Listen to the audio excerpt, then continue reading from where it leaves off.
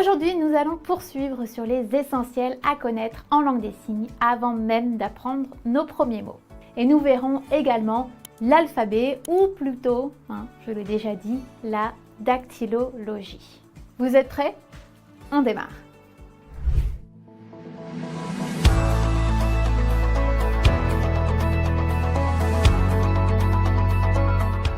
Dernière notion de grammaire que l'on va voir maintenant, c'est la syntaxe en langue des signes française. Comme je vous l'ai dit tout à l'heure, la syntaxe est totalement différente de la nôtre en tant qu'entendant.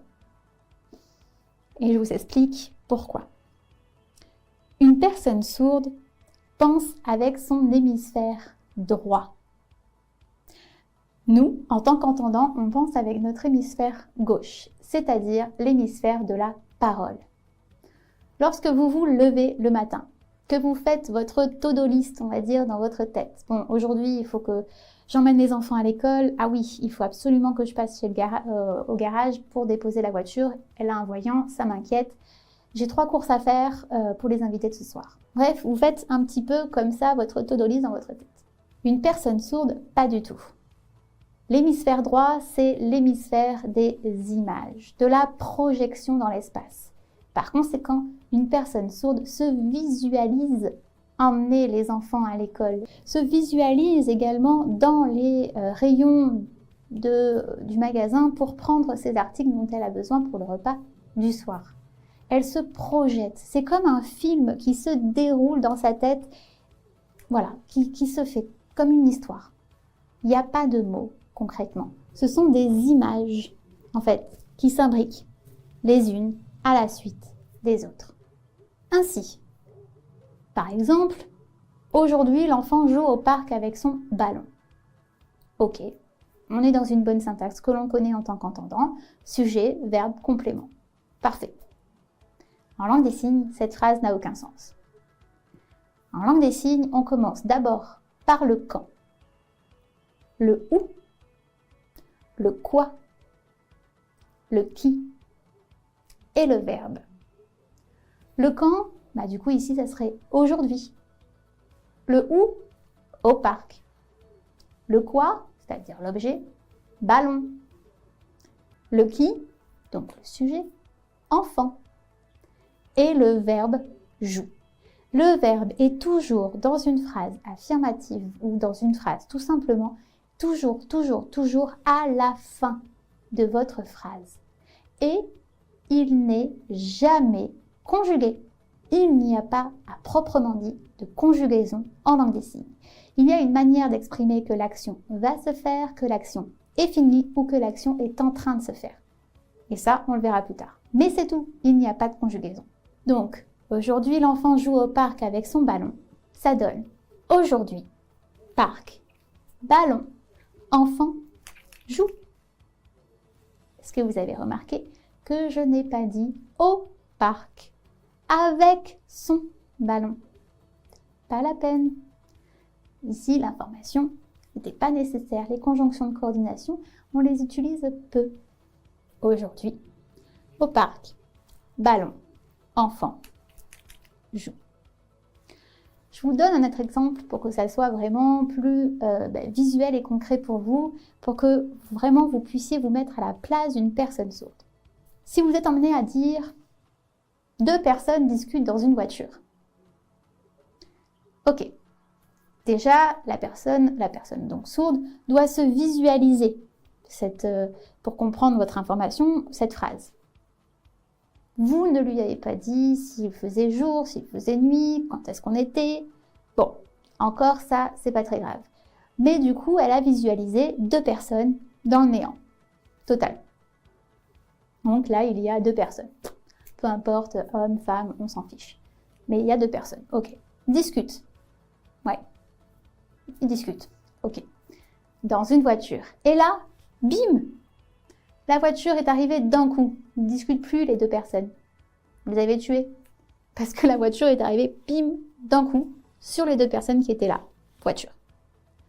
Alors que, si vous aviez dit, dans une voiture, ok, j'ai mon image de ma voiture. 2 personnes, ok, conducteur et passager, admettons, qui sont dans la voiture. discute. Et là, l'action se met en marche. C'est comme si vous arriviez et que vous regardez un film et que dans le film, il y a un méchant qui tue un gentil, point. Qu'est-ce qui s'est passé? En fait, c'est qui le méchant? Pourquoi il l'a tué? Et le gentil? Pourquoi il est gentil? C'est quoi l'histoire?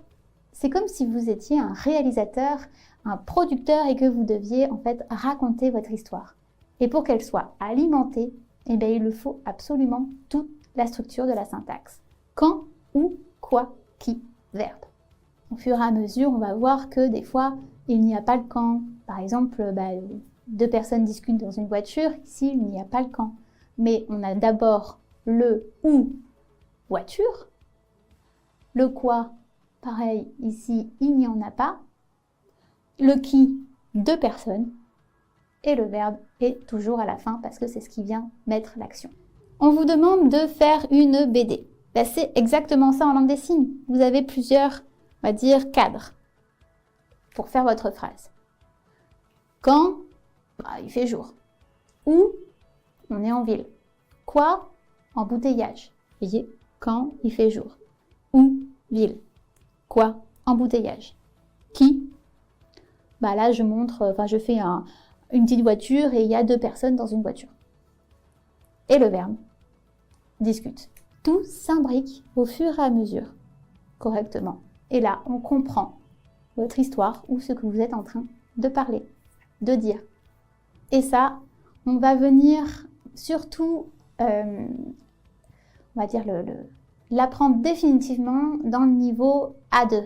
A2, fin A2, niveau B1. Le niveau B1, il faut absolument que la syntaxe soit respectée. Le niveau A1, on comprend que déjà il y a le vocabulaire à apprendre, que c'est pas facile de repenser tout à l'envers. On nous demande de vraiment de refaire une construction de phrase à l'envers. Donc pour nous, en tant qu'entendants, c'est une gymnastique qu'on n'a jamais eue. Ou alors si, en fait, on l'avait, mais avant, lorsqu'on était encore enfant. Parce que quand on est enfant, on n'a pas encore le vocabulaire et on voit les choses en images. En fait, c'est ça que j'aime beaucoup avec la langue des signes. Il faut repenser en images, il faut penser comme un enfant. Il faut visualiser les choses.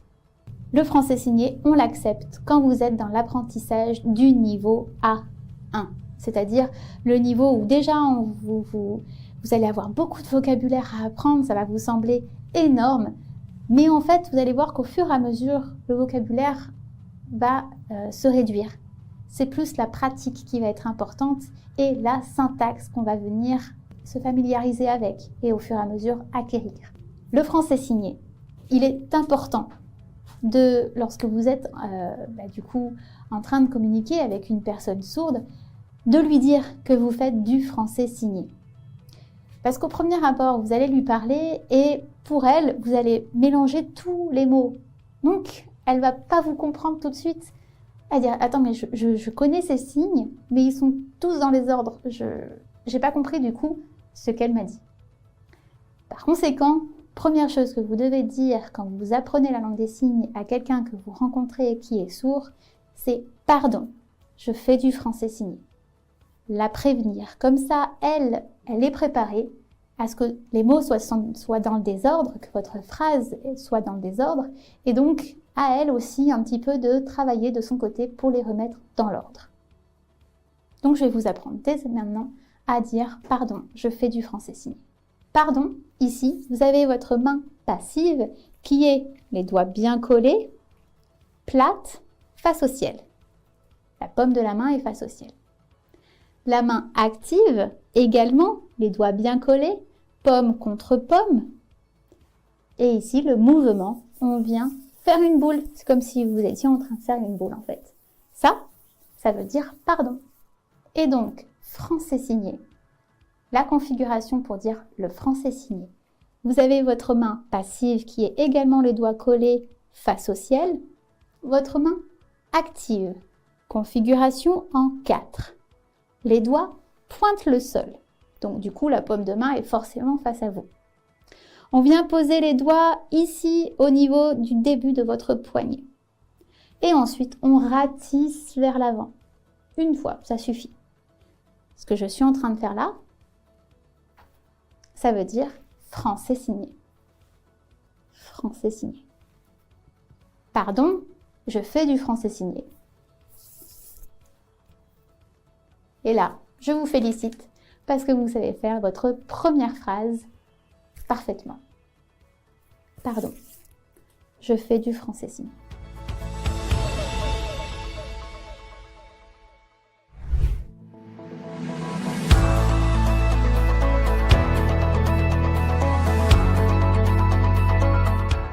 Donc une chose à savoir en langue des signes française, c'est que chaque configuration de la main a un nom. Cela peut peut-être vous aider, ainsi du moins à retenir le signe ou pour pouvoir l'écrire correctement sur votre cahier. Par rapport à la configuration, rappelez-vous les 5 paramètres, configuration de la main. Et donc chaque configuration, donc le premier paramètre, a un nom. Il y en a beaucoup.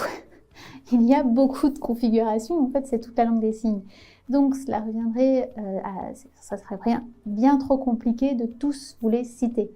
Je vais vous en donner quelques-uns pour pouvoir les reporter à l'écrit sur votre cahier de vocabulaire et pour un peu voir les plus connus, les plus utilisés. Alors, la configuration canard. Canard, ici vous avez tout simplement la forme du canard, du bec du canard. Pourquoi ça s'appelle comme ça? Parce que tout simplement, quand vous posez donc le dos de votre main sur votre nez, et on voit bien le nez du canard avec son nez bien ici, bien plat. Donc ça, c'est la configuration canard. Donc je vous donne un exemple. Pourquoi c'est bien parfois de connaître le nom de la configuration. Moi, notamment, quand je vous donnerai le vocabulaire, j'utiliserai certains noms. Quand je les connais, comme je vous l'ai dit, il y en a vraiment beaucoup, donc je ne les connais pas tous, mais j'en connais quand même quelques-uns. Exemple avec le canard, malentendant. Malentendant qu'on sera emmené à revoir le vocabulaire plus tard lorsque l'on va apprendre le chapitre pour se présenter.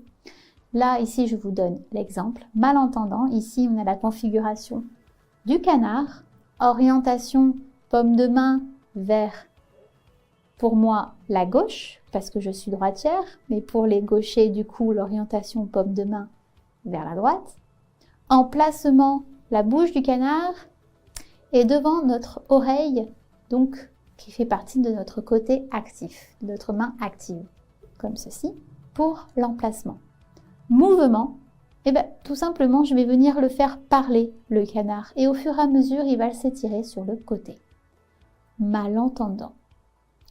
Puisque quand on est malentendant, on a tendance à tendre l'oreille pour entendre ce qui est dit. Ici, on ne va pas tendre l'oreille, mais tout simplement, on va tendre au fur et à mesure le canard qui s'éloigne. Malentendant. Configuration canard. La configuration du bec. Ici, le bec, c'est juste l'index et le pouce qui se ferment. Donc là, il y en a plein en fait. Je pourrais tout simplement vous donner celui qu'on va être emmené à voir très rapidement, qui est homme, l'homme. Ici, on fait la moustache de l'homme. On est en configuration bec. On démarre orientation paume de main, donc on va dire face à l'autre. Emplacement devant le visage au niveau en fait, de la moustache. Et on étire pour le mouvement. On ferme et on étire. En fait, on fait la moustache. Homme. La configuration contact. Alors, contact se disant comme ceci. Et bien ici, tout simplement, quand on descend juste le majeur, comme ceci, donc toujours de ma main active, juste le majeur, que les autres doigts sont en l'air, ça, c'est la configuration contact. Alors, contact, contacter une personne sourde, par exemple. Contacter. Le verbe contacter se dit comme ça. La configuration rêver ou espérer. Ça dépend. Certains endroits diraient que c'est la configuration du verbe rêver ou du verbe espérer. Ici, tout simplement, vous avez les doigts comme ceci croisés. Alors moi, effectivement, je suis plus des personnes qui disent la configuration du verbe espérer. Parce que c'est un bon moyen mémotechnique pour s'en souvenir. Quand vous dites j'espère que je vais obtenir ce diplôme, tout simplement, vous pouvez être emmené également à dire « croisez les doigts pour que j'obtienne ce diplôme, j'espère l'obtenir ». Croisez les doigts pour le verbe espérer. Et ça, c'est la configuration de espérer ou rêver. Mais c'est par exemple, rêver se dit comme ceci, c'est le rat se dit comme ceci. Voilà. Donc, configuration de la main en R, parce que c'est aussi le R. Et après, orientation, par exemple pour le rat, paume de main face au sol, emplacement sur le nez, ce qu'on fait le long nez du rat. Voilà. C'est tout pour la configuration de notre main, pour les noms des configurations. Et à chaque fois que je vous donnerai un nouveau vocabulaire, pour vous aider à l'écrire vraiment correctement, je vous donnerai la configuration, l'orientation, l'emplacement, le mouvement, et l'expression. Vous voyez que parfois n'est pas forcément nécessaire, mais vous allez voir que dans les émotions, les sentiments et les expressions et les caractères, ça, par contre, oui, l'émotion, l'expression du visage, il faut vraiment, vraiment le travailler.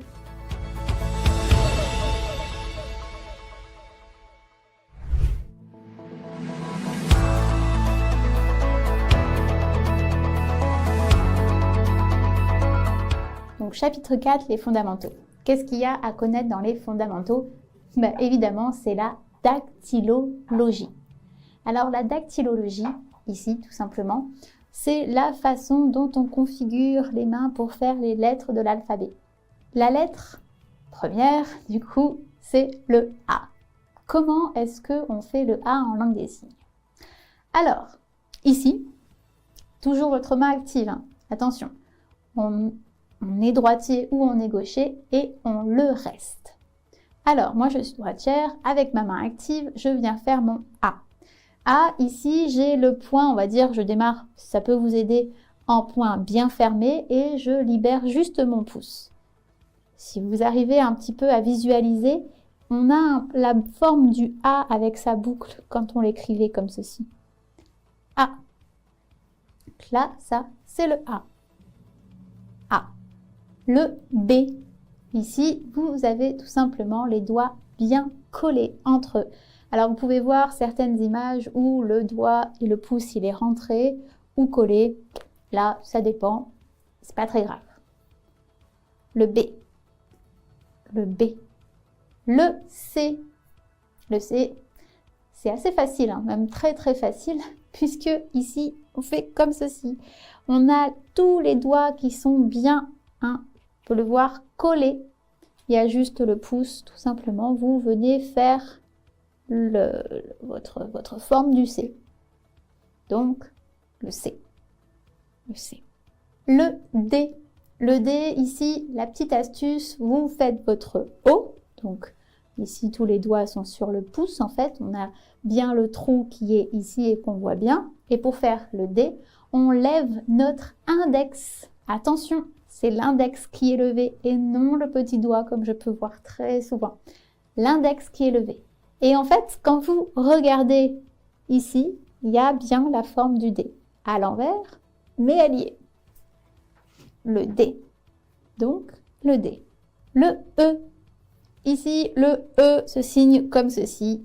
Si ça peut vous aider, ça ressemble un petit peu à une patte d'ours. On a tous les doigts qui sont crispés, mais on ne ferme pas. Ça aussi, c'est important, ne fermez pas. Et on va voir pourquoi, parce que ça, c'est une lettre. On la verra tout à l'heure.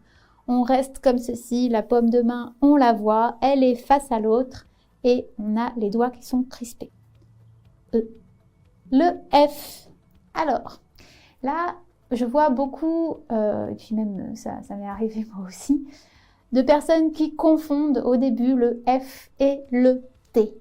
Alors, la petite astuce, le F, vous descendez votre index et vous posez, les autres doigts sont en l'air, hein, et vous posez votre pouce devant. Ça, c'est le F. Donc, vous voyez, ça c'est le F. La petite astuce pour pouvoir le visualiser, c'est que si, admettons, il manquerait plus qu'une barre ici, donc je pose mon index, pour que vous puissiez voir un petit peu la forme du F. Donc le F se dit comme ceci, le F. F. Le G. Le G, hein, ici, ça va, c'est pas trop compliqué. Vous levez votre index et vous posez votre pouce à côté. Pas fermé avec les autres, parce que ça, du coup, ça ne veut plus dire le G du tout. Ici, je le pose à côté. Le G. Le H. Le H, ben, un petit peu le signe du diable, d'ailleurs, le diable se disant comme ceci. Et puis, le signe que font les personnes qui écoutent du rock, par exemple. Donc, on a le petit doigt qui est levé et l'index également. Les autres doigts sont fermés et on vient les bloquer avec le pouce. Le H. Le I. Très facile. C'est votre petit doigt. C'est tout. En fait, il ne manquerait plus que le petit, on va dire, point au-dessus de votre petit doigt pour faire le I. Le I. Le I. Le J. Alors là, il y a effectivement un mouvement. Le J, vous avez votre configuration avec votre pouce et votre petit doigt qui est levé. Les autres doigts sont bien fermés. Vous démarrez paume de main face à l'autre et ensuite vous venez faire un mouvement pour mettre votre paume de main face à vous. Le J. Le J. Le K. Le K, ici, vous le faites comme ceci. Alors, vous venez faire votre V.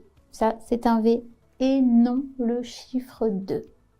Oui, effectivement, en tant qu'entendant, on a tendance à dire 2 comme ceci. Non. En langue des signes, 2 se dit bien comme ceci, pour ne pas venir le confondre avec la lettre V. Alors, pour le K, ici, vous faites votre V, si ça peut vous aider, paume de main face à vous, et vous venez placer votre pouce au milieu. Vous voyez, ça donne ceci. À l'intérieur, ça ressemble à ça. Le K. Le L. Très facile, hein, le L. Vous le voyez bien. Le L. L. Le M. Alors, vous pourrez, moi je le dis comme ceci, vous pouvez le voir aussi, les doigts pointant le sol. Cela dépend, encore une fois, comme je vous le disais tout à l'heure, des régions et aussi de ce que vous pouvez trouver sur Internet. Donc, le M. Ici, j'ai mes doigts qui sont collés, paume de main face à moi, et je casse, on va dire, mon poignet. Mes doigts pointent la gauche parce que je suis droitière. M. Le N, eh bien, vu que le M a plusieurs ponts, le N en a que 2. Même principe que pour le M. Ici, vous pouvez voir également des personnes faire comme ceci ou comme cela. La différence n'est pas non plus énorme. Donc, le N. Le O, je vous l'ai dit tout à l'heure, pour vous aider pour constituer le D. Tout simplement, on ramène tous les doigts au pouce et on fait bien notre boucle. Le O. Le P. Ici aussi, comme le J, il y a un mouvement. Ici, la petite astuce, vous venez faire votre V et vous posez, en fait, vous avancez légèrement votre majeur et vous posez sur la première phalange ici votre pouce. Donc, il n'est pas au creux comme pour le K tout à l'heure, non, il est vraiment sur la première phalange. Paume de main face à vous et le mouvement, c'est quoi? Vous descendez vers le bas. Le P. Le P. Le Q. Tout à l'heure, on a vu le G qui était l'index debout et le pouce qui était collé, comme ceci, à côté. Et bien, le Q, c'est l'inverse. L'index pointe le sol et le pouce est collé à côté. Q. Le R. Comme je vous l'ai dit tout à l'heure avec la configuration j'espère ou rêver, ici, vous croisez tout simplement les doigts. R. Le R. Le S. Ici, comme pour le A tout à l'heure, je vous l'ai montré. Le A, tout simplement, le pouce était sorti, mais là, le S, le pouce n'est pas sorti. On fait bien un point bien fermé. Le S. Le T. Ici, le T, le pouce est à l'intérieur. Tout à l'heure, je vous ai dit que parfois, on pouvait confondre le F et le T lorsque l'on apprend pour la première fois la langue des signes. Parce qu'ils sont très similaires, en fait.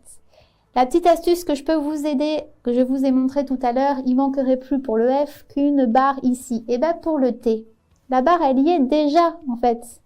Le pouce étant à l'intérieur, bon, moi mon pouce il ressort.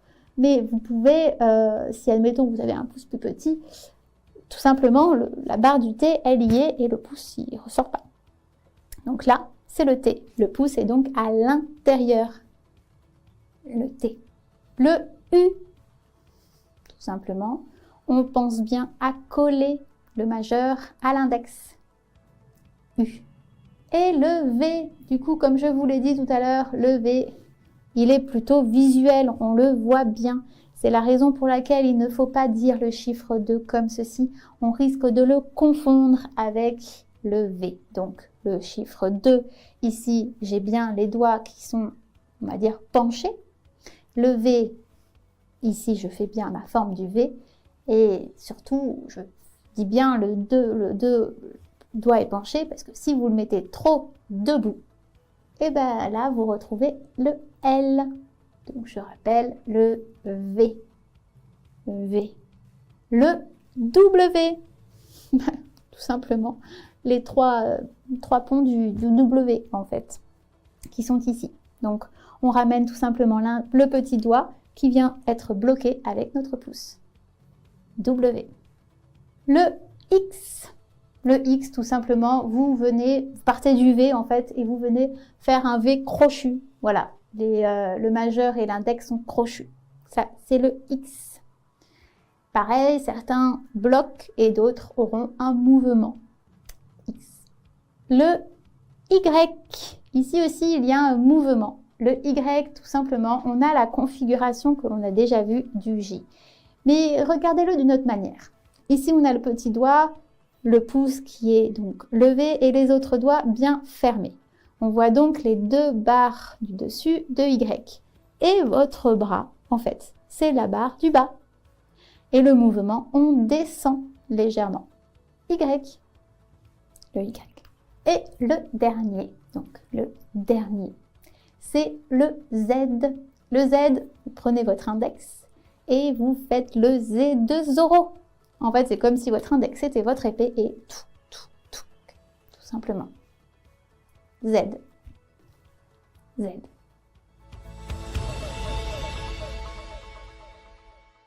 Super. J'espère que pour vous, ça a été clair, puisque maintenant, nous allons mettre ça un peu à l'épreuve avec un quiz.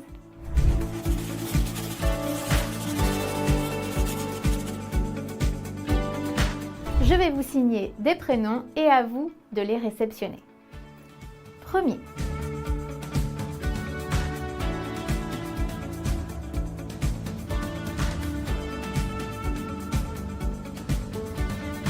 Évidemment, je vais le refaire une deuxième fois.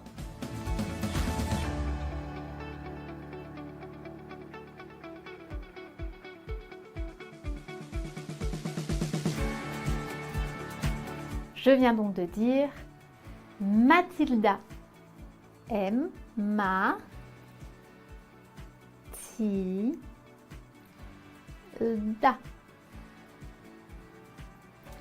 Deuxième.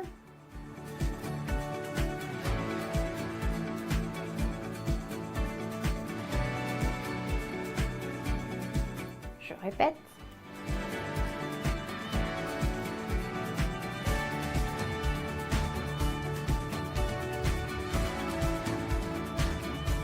Je viens de dire Julien. Ju, li, en. Troisième.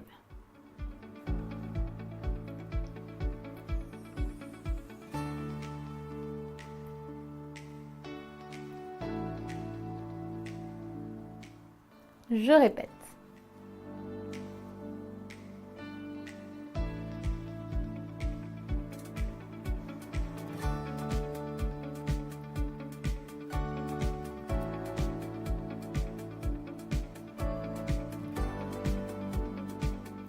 Je viens de dire Anne Camille. C'était un prénom composé. Anne, tiré, K, Camille. Pour la petite histoire, mon deuxième prénom, c'est Camille. Donc Anne, je m'appelle Anne, mon premier prénom, et Camille en deuxième prénom. Voilà, c'était le petit clin d'œil. Quatrième. Vous êtes prêts? Je reprends.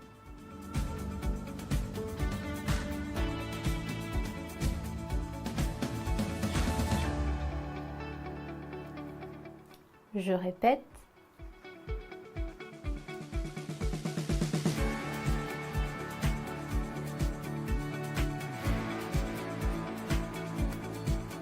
Je viens de dire Charlotte.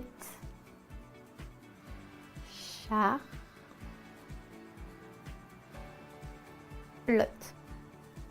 Bon, là non plus, je me suis pas cassé grandement la tête puisque c'est mon troisième prénom. Voilà. Cinquième. Vous êtes prêts?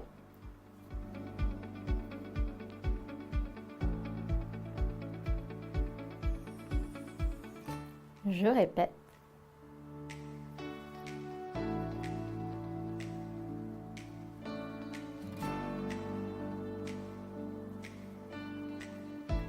Je viens de dire Arthur. Arthur.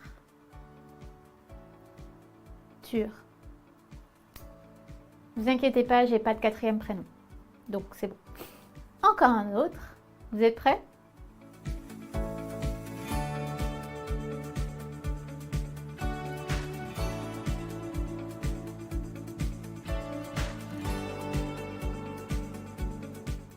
Je répète.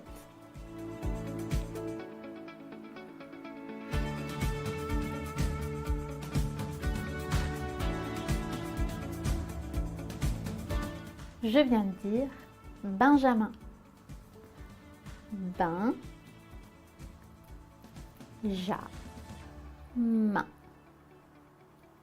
Et comme il n'y en a jamais assez, que pratiquer, je le dirai souvent, c'est ce qui permet de retenir, parce que la langue des signes, oui, le vocabulaire, il le faut, mais il faut le pratiquer pour qu'on puisse s'en souvenir, le mémoriser, qui rentre en fait, parce que c'est pas comme l'anglais où on a juste à le dire plusieurs fois, non, ben, il faut signer ici, c'est les mains qui parlent, ce n'est pas la bouche. Donc on continue encore, il nous en reste 3 à voir, donc on continue.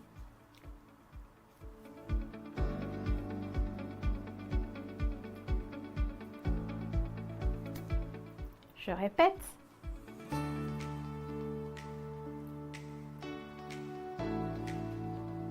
Je viens de dire David. David. Le suivant.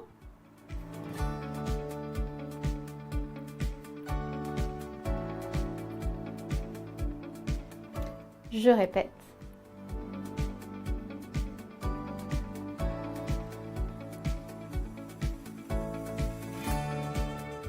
Je viens de dire Mandy.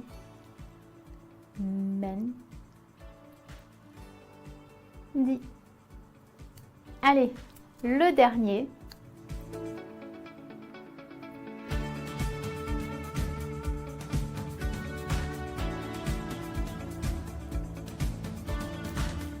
Je répète.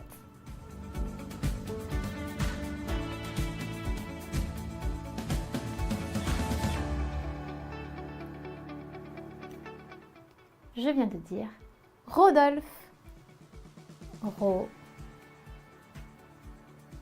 Rodolphe.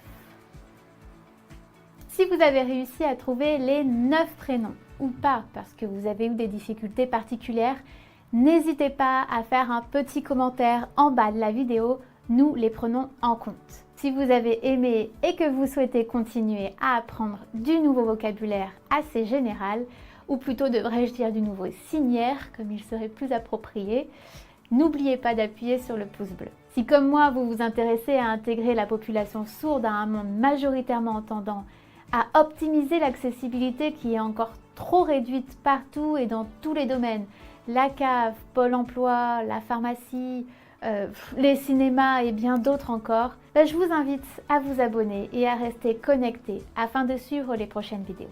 Avec cette chaîne, en fait, c'est vraiment mon but de vous donner les clés qui vous permettront d'obtenir des bonnes bases pour un échange simple et clair en langue des signes française. Donc entraînez-vous chez vous avec les noms propres. Vraiment, n'hésitez pas, dès que vous voyez, je ne sais pas, vous êtes en train de conduire et que vous voyez un mot, bon, peut-être qu'en conduisant, c'est peut-être pas la meilleure idée, mais vous êtes en train de lire et vous voyez un mot, n'importe lequel, qu'est-ce qu'il pourrait y avoir? Cahier, brouillon, peu importe, et bien vous vous entraînez à le faire comme ça, dans l'air. C'est important d'habituer ses doigts à cette nouvelle gymnastique. Ce n'est pas facile quand on débute, je vous le dis. Et par exemple, le R, il y en a certaines personnes qui ne sont pas capables de faire ça et c'est juste question d'habitude. Bon, après, si vous êtes pianiste et que vous jouez du piano, évidemment, là, pour le coup, pour vous, ça va être facile. Je vous dis à très bientôt et merci.